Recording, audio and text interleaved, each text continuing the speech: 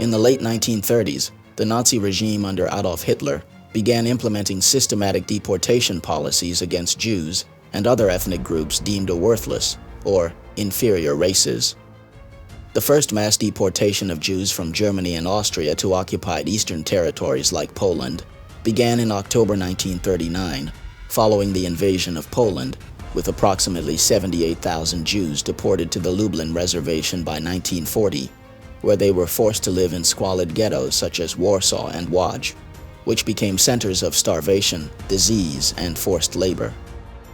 Jews from occupied countries like France, the Netherlands, and Greece were deported starting in 1942 to extermination camps like Auschwitz, Treblinka, and Sobibor as part of Action Reinhard. The deportation trains, cramped freight cars filled with hundreds of people without food, water, or sanitation, often lasted for days, resulting in the deaths of up to 20% of the passengers before arrival. With these mass deportations, prisoners arriving at concentration and extermination camps faced brutal treatment by SS officers and guards, designed to maximize suffering and death.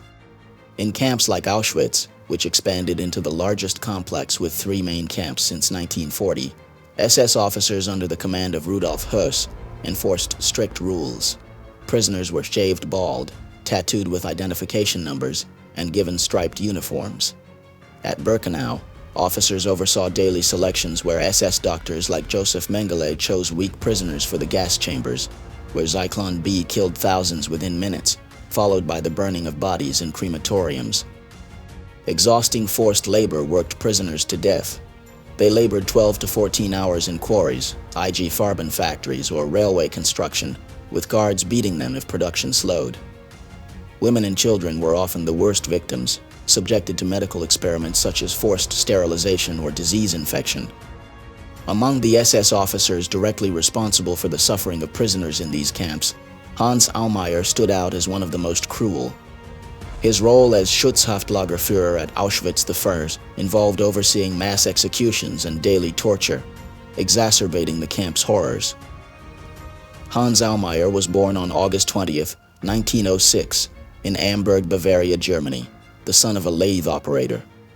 Aumeier joined the Nazi Party in December 1929, then the SA in 1931, working as a driver at the SA headquarters in Berlin. That same year, he transferred to the SS, working as a driver in the garage and on Heinrich Himmler's staff. Like most other camp guards, in 1934, Hans Aumeier also underwent training at the Dachau concentration camp. His SS career began in earnest when he was assigned to Dachau as a guard, later rising in rank, eventually reaching SS-Untersturmführer and Hauptsturmführer. He also served in various camps as a block commander in Dachau and a company commander in Esterwegen, Lichtenberg, and Flossenburg. In 1939, when Poland was invaded and World War II began, he was assigned to the Flossenburg concentration camp to guard and supervise prisoners. Initially, he attempted to transfer to the front lines, to a combat unit, but his request was denied, forcing him to continue his duties in the concentration camp managing prisoners. Hans Aumeier was transferred to Auschwitz in 1942 after serving at Flossenburg. This time, Hans Aumeier was moved to Auschwitz I, where he would play a central role in the camp's administration. During World War II, Hans Aumeier served primarily as an SS officer in concentration camps, implementing draconian methods that caused mass suffering and death among prisoners. While at Auschwitz from February 1, 1942 to August 16, 1943, as Schutzhaftlagerführer at Auschwitz under Rudolf Höss, Aumeier was responsible for prisoner discipline.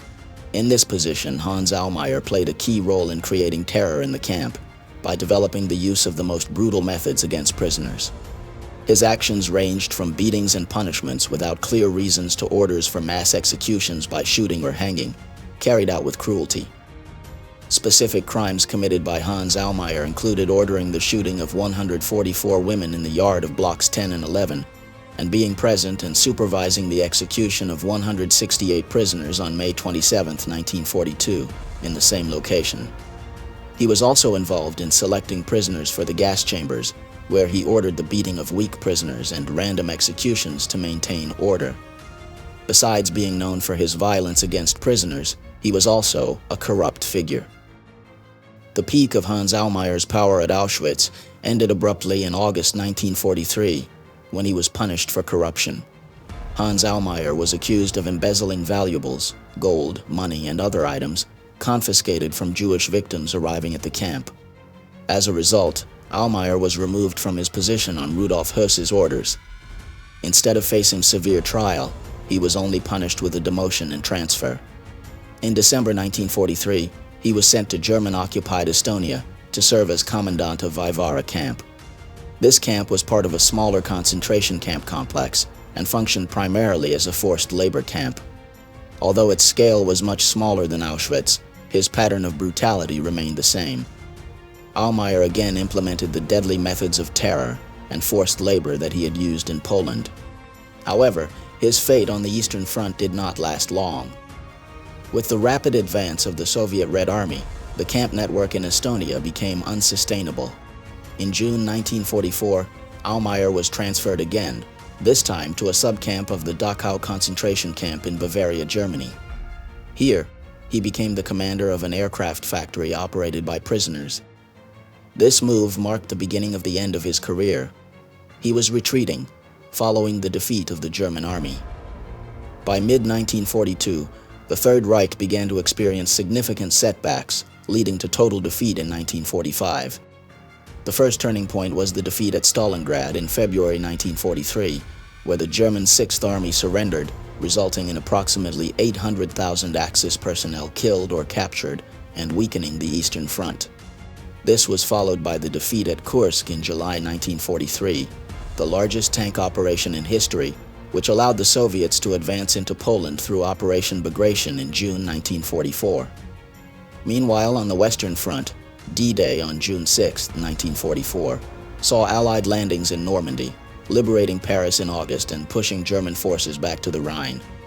Strategic Allied bombing destroyed cities like Hamburg and Dresden, while the failure of the July 20, 1944, plot to assassinate Hitler strengthened the regime's paranoia. By 1945, the Soviets captured Berlin in May, with Hitler committing suicide on April 30th, and Germany surrendering unconditionally on May 8th, ending the war in Europe with the Nazis losing millions of soldiers in their territories. After the defeat, Hans Aumeier was captured on June 11, 1945, at the Turning Moon camp in Norway, still wearing his full SS uniform, and was interrogated by American intelligence at Akershus prison in August 1945. He was extradited to Poland in 1946 to stand trial at the Kraków Auschwitz trial, which took place from November 25 to December 16, 1947. During the trial, Aumeier denied killing anyone or knowing about the gas chambers, claiming he would die as a scapegoat for Germany if sentenced to death. However, survivor testimonies and documentary evidence proved his involvement in executions and torture. On December 22, 1947, he was found guilty of crimes against humanity and sentenced to death. Aumeier was executed by hanging on January 24, 1948, at Montelupich Prison in Kraków at the age of 41, as part of post-war efforts to bring justice to the victims of the Holocaust.